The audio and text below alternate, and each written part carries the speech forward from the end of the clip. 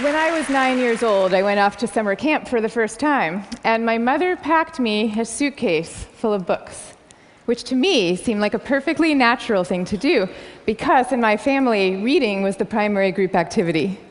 And this might sound antisocial to you, but for us, it was really just a different way of being social. You had the animal warmth of your family sitting right next to you, but you were also free to go roaming around the adventure land inside your own mind. And I had this idea that camp was going to be just like this, but better. I had a vision of 10 girls sitting in a cabin, cozily reading books in their matching nightgowns. Camp was more like a keg party without any alcohol. And on the very first day, our counselor gathered us all together, and she taught us a cheer that she said we would be doing every day for the rest of the summer to instill camp spirit. And it went like this. R-O-W-D-I-E, that's the way we spell rowdy, rowdy, rowdy, let's get rowdy. Yeah. So I couldn't figure out for the life of me why we were supposed to be so rowdy, or why we had to spell this word incorrectly.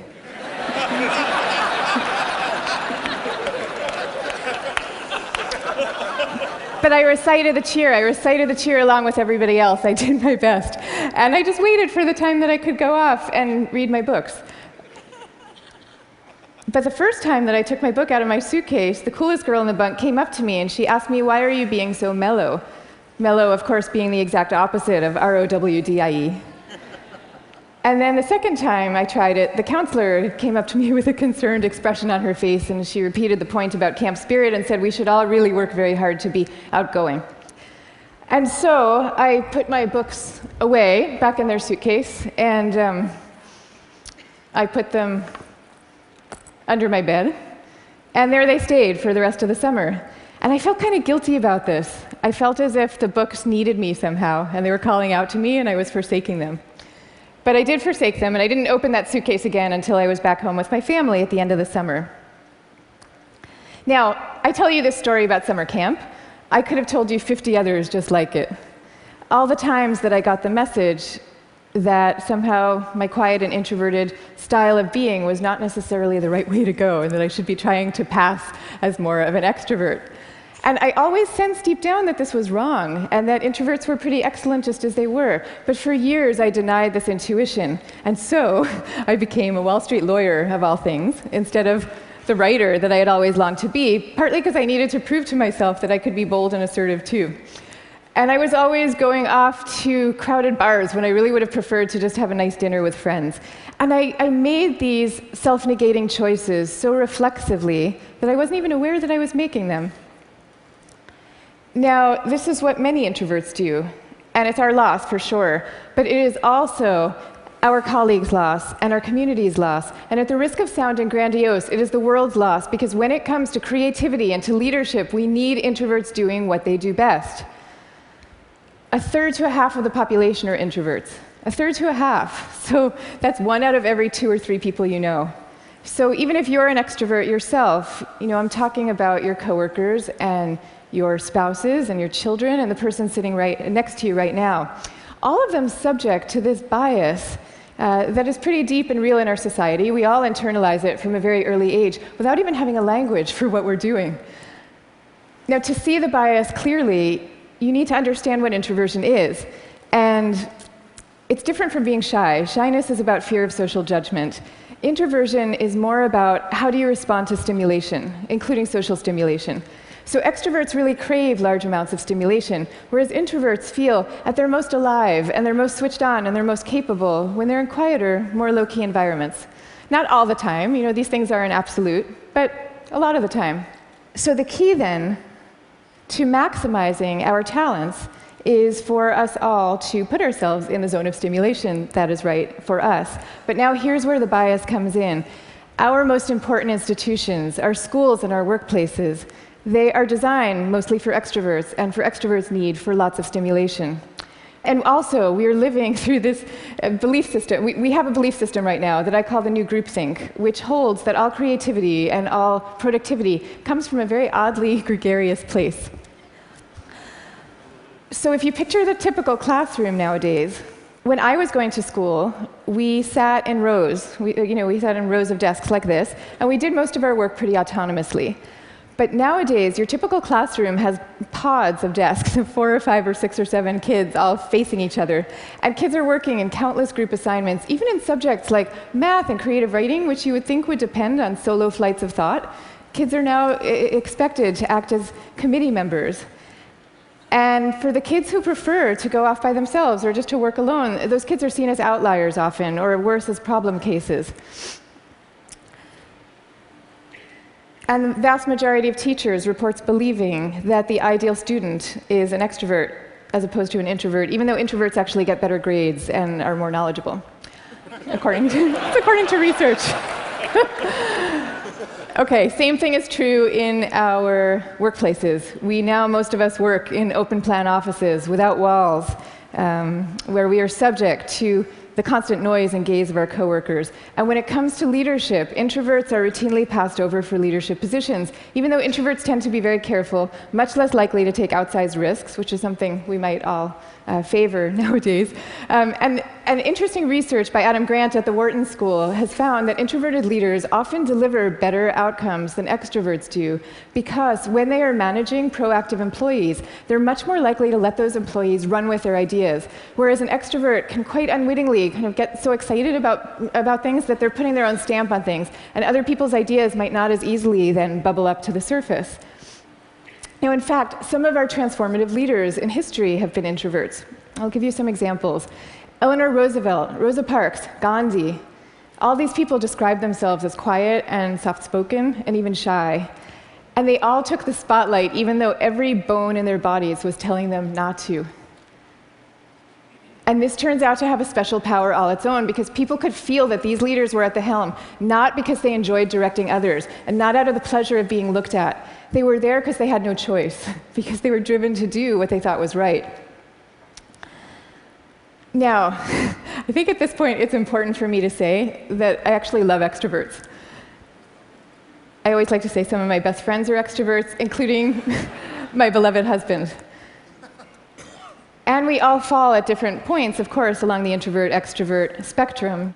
Even Carl Jung, the psychologist who first popularized these terms, said that there's no such thing as a pure introvert or a pure extrovert. He said that such a man would be in a lunatic asylum if he existed at all. And some people fall smack in the middle of the introvert-extrovert spectrum, and we call these people ambiverts. And I often think that they have the best of all worlds. But many of us do recognize ourselves as one type or the other. And what I'm saying is that culturally, we need a much better balance. We need more of a yin and yang between these two types. This is especially important when it comes to creativity and to productivity, because when psychologists look at the lives of the most creative people, what they find are people who are very good at exchanging ideas and advancing ideas, but who also have a serious streak of introversion in them. And this is because solitude is a crucial ingredient often to creativity. So Darwin, he took long walks alone in the woods and emphatically turned down dinner party invitations. Theodore Geisel, better known as Dr. Seuss, he dreamed up many of his amazing creations in a lonely bell tower office that he had in the back of his house in La Jolla, California. And he was actually afraid to meet the young children who read his books for fear that they were expecting him to be this kind of jolly Santa Claus-like figure and would be disappointed with his more reserved persona. Steve Wozniak invented the first Apple computer, sitting alone in his cubicle in Hewlett-Packard, where he was working at the time. And he says that he never would have become such an expert in the first place had he not been too introverted to leave the house when he was growing up. Now, of course, this does not mean that we should all stop collaborating. And case in point is Steve Wozniak famously coming together with Steve Jobs to start Apple Computer. But it does mean that solitude matters, and that for some people, it is the air that they breathe. And in fact, we have known for centuries about the transcendent power of solitude. It's only recently that we've strangely begun to forget it.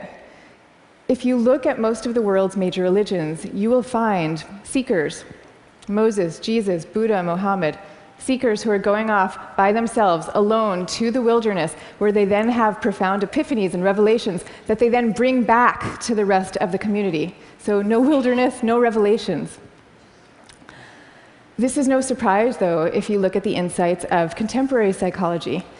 You know, it turns out that we can't even be in a group of people without instinctively mirroring and mimicking their opinions, even about seemingly personal and visceral things like who you're attracted to. You will start aping the beliefs of the people around you without even realizing that that's what you're doing.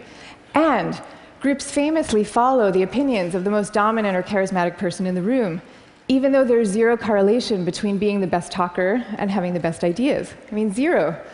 So you might be following the person with the best ideas, but you might not. And do you really want to leave it up to chance? Much better for everybody to go off by themselves, generate their own ideas, freed from the distortions of group dynamics, and then come together as a team to talk them through in a well-managed environment and take it from there. Now, if all this is true, then why are we getting it so wrong? Why are we setting up our schools this way and our workplaces? And why are we making introverts feel so guilty about wanting to just go off by themselves some of the time? One answer lies deep in our cultural history. Western societies, and in particular the US, have always favored the man of action over the man of contemplation. But in America's early days, we lived in what historians call a culture of character, where we still, at that point, valued people for their inner selves and their moral rectitude. And if you look at the self-help books from this era, they all had titles with things like character, the grandest thing in the world. And they featured role models like Abraham Lincoln, who was praised for being modest and unassuming. Ralph Waldo Emerson called him a man who does not offend by superiority. But then we hit the 20th century, and we entered a new culture that historians call the culture of personality. You know, what happened is we had evolved from an agricultural economy to a world of big business. And so suddenly people are moving from small towns to the cities. And instead of working alongside people they've known all their lives, now they are having to prove themselves in a crowd of strangers. So quite understandably, qualities like magnetism and charisma suddenly come to seem really important. And sure enough, the self-help books change to meet these new needs. And they start to have names like How to Win Friends and Influence People. And they feature as their role models really great salesmen. So that's the world we're living in today. That's our cultural inheritance. Now, none of this is to say that social skills are unimportant. And I'm also not calling for the abolishing of teamwork at all. The same religions who send their sages off to lonely mountaintops also teach us love and trust. And the problems that we are facing today in fields like science and in economics are so vast and so complex that we are going to need armies of people coming together to solve them, working together. But I am saying that the more freedom that we give introverts to be themselves, the more likely that they are to come up with their own unique solutions to these problems. So now, I'd like to share with you what's in my suitcase today.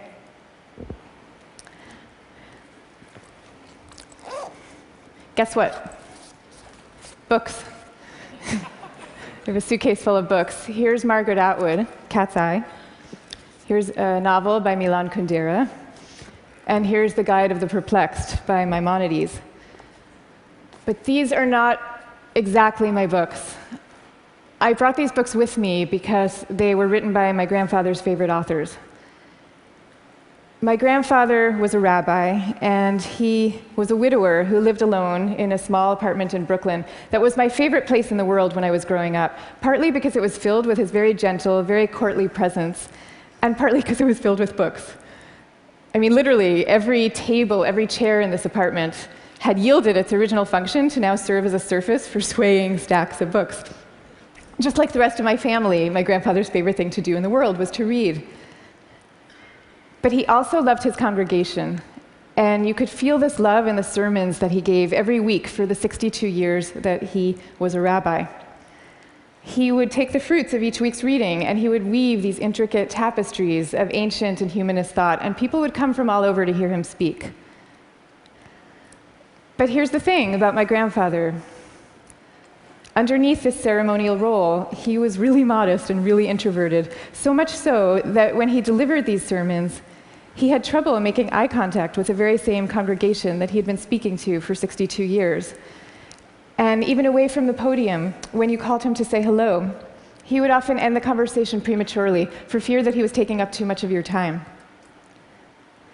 But when he died at the age of 94, the police had to close down the streets of his neighborhood to accommodate the crowd of people who came out to mourn him.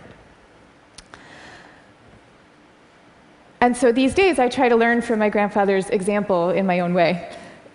So I just published a book about introversion, and it took me about 7 years to write. And for me, that 7 years was like total bliss, because I was reading, I was writing, I was thinking, I was researching. It was my version of my grandfather's hours a day alone in his library. But now, all of a sudden, my job is very different. And my job is to be out here talking about it, talking about introversion.